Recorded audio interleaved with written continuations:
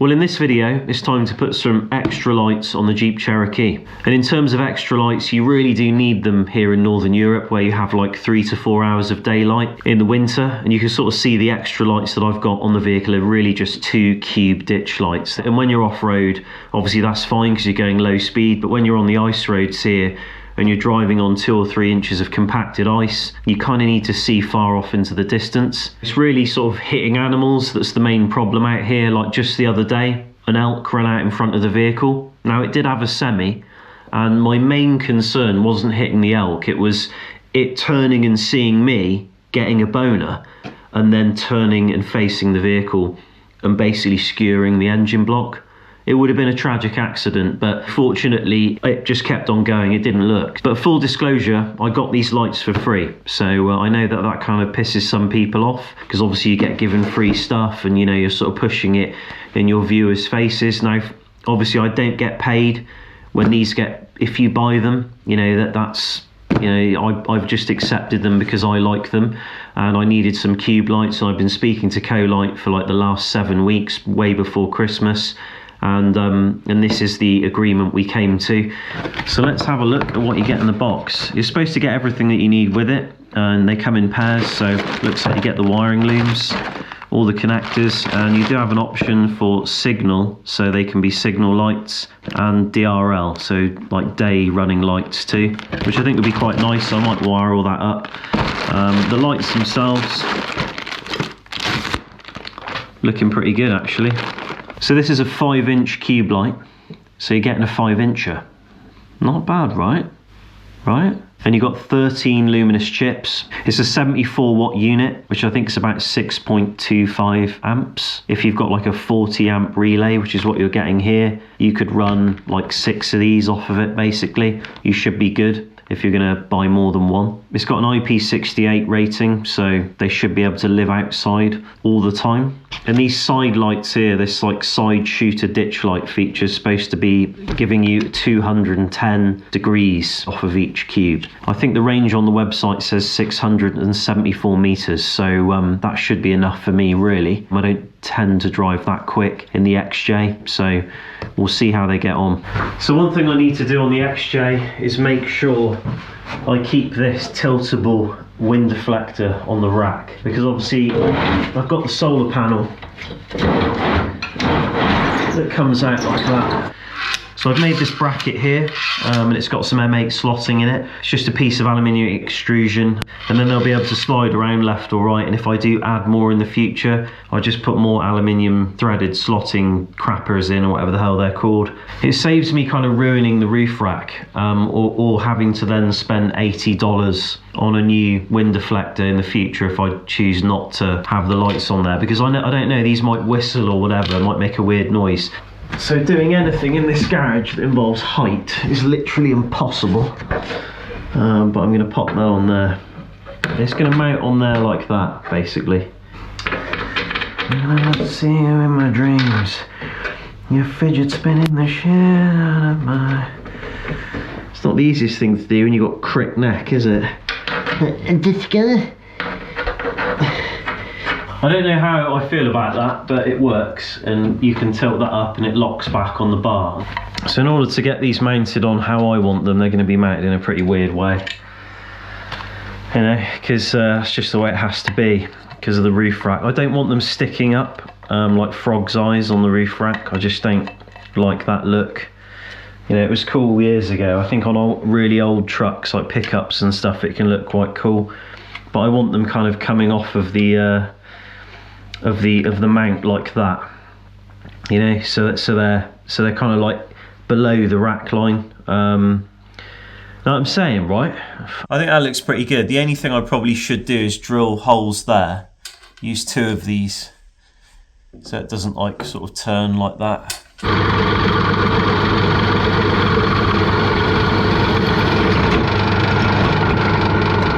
So that's kind of what I'm going for. And I can sort of slide these around, move them about, add more lights in the future. So obviously that hardware is not stainless, that's steel. I tested it with a magnet and it's powder coated. So now it's going to corrode. I have actually repainted all those brackets. I didn't really want to have to do all the drilling and stuff, but you know, my setup's always a bit like that, isn't it? You know, I'm always changing stuff. I just think that's way more secure with 2 M8s rather than one. But now it's time to choose what colour. I really don't know. It's a shame they don't have bumhole brown, right?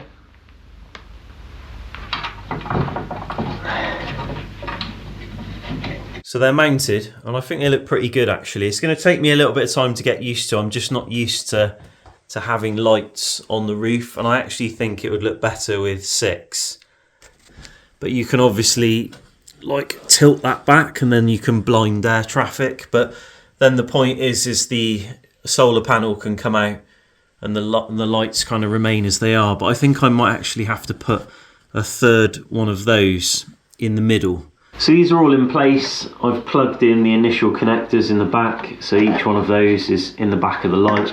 There's all this other like silly string stuff going along, which is obviously the signal light if you want to do indicators, and the day running lights, which I want to do. I'm not going to do the indicators because I just think it's a bit too much. So like I said, you get relays with the lights, and one of these should be enough for about 6, but I've cut off one of the relays because I'm going to be using the existing setup in my vehicle, and I've also got this too that I got with the lights, so I can link all 4 of them up. So I'm just going to be putting this into this daisy chain here, like that. I want to be putting that cable underneath the weather strip, ideally, like that, so you don't see it. This is another one of those jobs where you want a plastic trim tool. Really should buy some.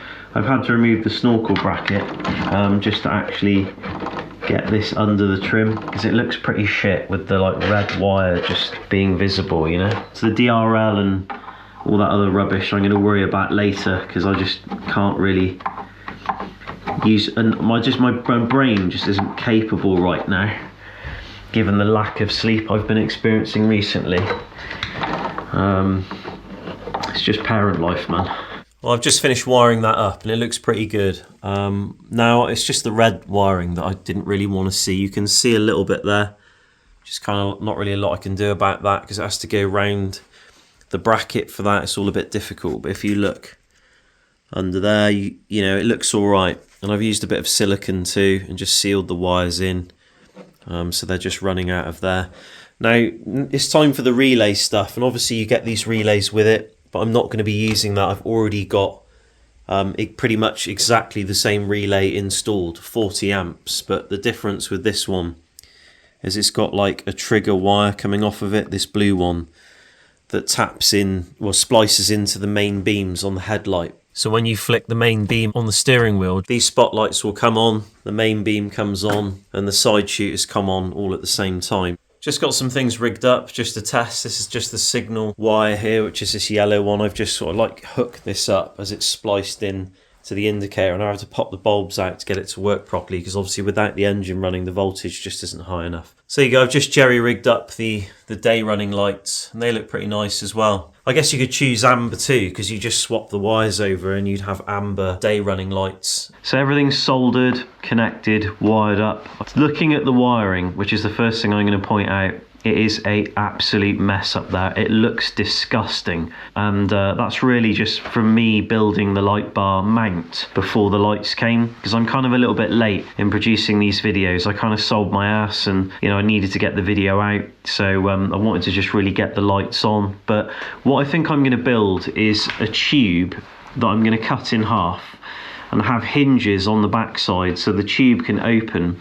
The lights are going to be mounted on the underside portion of the tube, the bottom half, and it's going to have some like cutouts, so all the cables are going to be in the tube, and then you can close it up, and it's going to obviously have like things at the end that kind of connect it to the roof rack somehow, and still allow me to fold it up and use the solar panel. So that will be the long-term thing. But I just showed a mate of mine. He goes, it looks really bad, you need 3 more. I actually really like the look of it, but I think a couple more or 3 more would look really good. I'm going to start off by buying just a couple more, you know, wiring those up, building a new mount and kind of getting it sorted. But for the time being, I've got extra lights, and the range on them is far better than I imagined. They are absolutely fantastic, really, in terms of extra lighting for the vehicle on road driving. Now, off-road, I don't mind so much about things like that, because, you know, with off-road stuff, I'm going slow. I'm more interested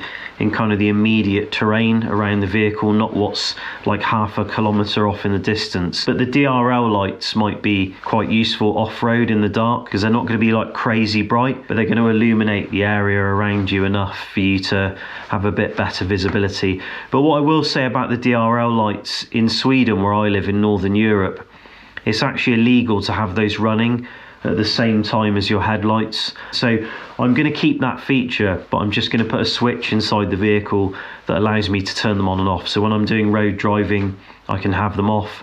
When I'm off-road, I can have them on.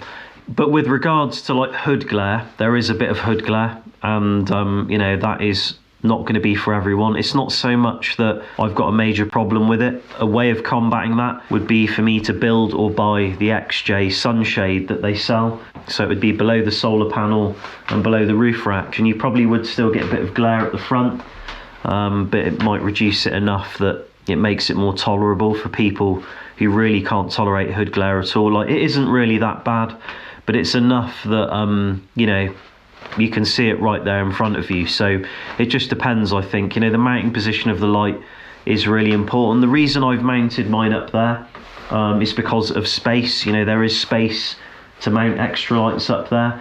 For me, the reason I didn't really mount them on the front with the bumper there is just because I don't really like the look of it. I think if I started putting lighting at the front there, there's a potential that it could become very cluttered quite quickly. I mean, it isn't a particularly big grille, and there's a big fat intercooler in the way. You've got a winch there as well. I think there's just enough at the front of my vehicle that I don't really need any more there. And I just think it would look shit for my vehicle personally.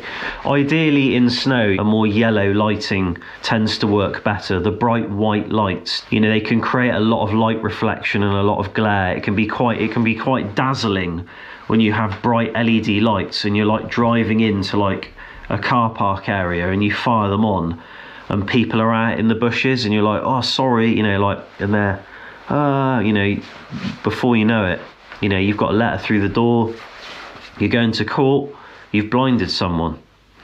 Yeah. I guess I'll just have to see how they perform. I'm very happy with them so far. This early on into using a product, I can't sort of stand by it and go, I recommend this to all of you out there. I think they look good. I think they're good value for money, and the wiring and the waterproof connections and all the things that come with them make them a good contender. I like the fact that you have signal lights, DRLs and other such features on them. They've been very easy to work with. In terms of longevity, I don't know, do I? I am going to buy a few more just because I think that would look a bit better. But, you know, obviously I'm not saying send me some more shit, but, you know, if you're feeling generous, guys, like, what I mean, just fucking send them over, right? I'm right here. Yeah? But anyway, I love the lights, and I just want to say a huge thank you to Coil for sponsoring me. Now, I do have a very small channel. It's not often that companies approach you with products like this of that kind of value. So, you know, it means a great deal to me. It's really helped me out. I hope people visit your website, you get something out of it. There's a discount code in the description, obviously, like all of these things. So you can get some money off if you're interested in buying these.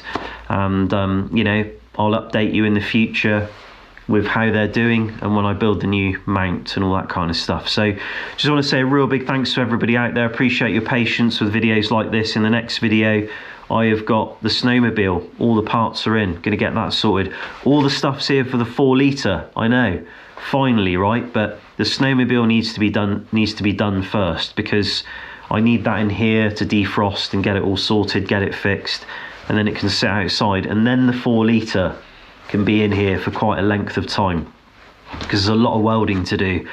I'd like that thing kind of like basically structurally sound before the spring comes, if possible. Like all welded and painted internally, the interior rebuilt, and it's sitting out there kind of ready to drive in and out of the garage and do little jobs on. That'd be awesome, you know, to have it like that. So I'm pretty excited about that. Other videos coming up, it's just the usual, me fixing stuff, building stuff, modifying stuff, camping, and hopefully if the snowmobile's working, I'm going to get it out, kit it out, do a few episodes on getting it kind of sorted with some basic camp equipment and recovery gear, and start using it out in the wilderness, you know. So it is a complete piece of shit though, so it's going to need a bit of work, but you know, it'll be good fun to try out.